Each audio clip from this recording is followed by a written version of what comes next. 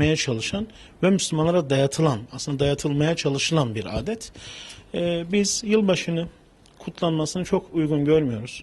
Hele özellikle İslam coğrafyasında bu denli kan akarken, gözyaşı akarken birilerinin zevk, sefa ve heyecanla bir şeyleri kutlamaya çalışmasının çok da uygun olmadığının kanaatindeyiz.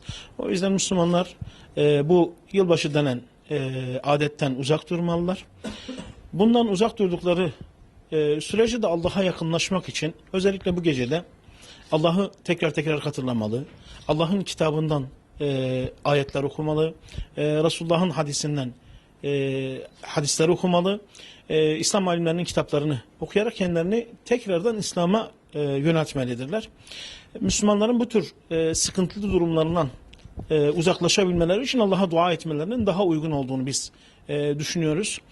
O nedenle bu gece için çağrımız tüm Müslümanlar yılbaşı denen bu gecede kendilerini bir daha Allah'a yaklaşır bulsunlar. Bir daha bu tür sıkıntılı gecelerden uzak dursunlar.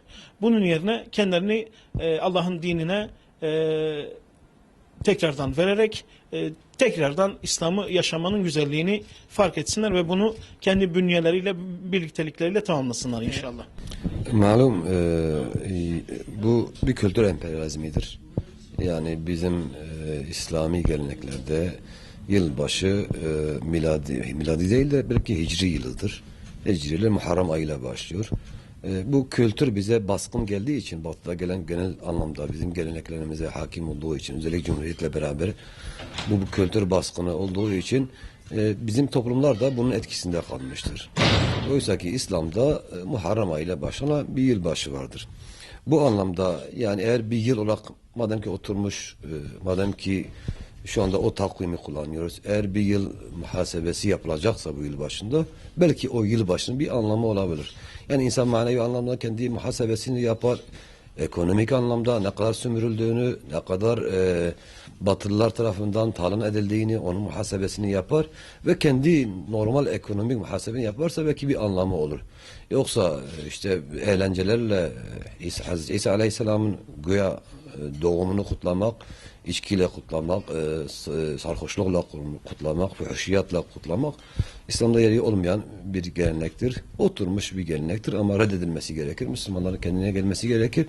Acaba bu yıl içerisinde ne kadar Müslüman dünyada şehit edildi Batılılar tarafından, emperyalizm tarafından ne kadar insan katledildi, ne kadar insan aç bırakıldı, belki onun muhasebesini yapmak lazım. Cenab-ı Allah Maide suresinin 90 ve 91. ayetinde de ferman buyuruyor.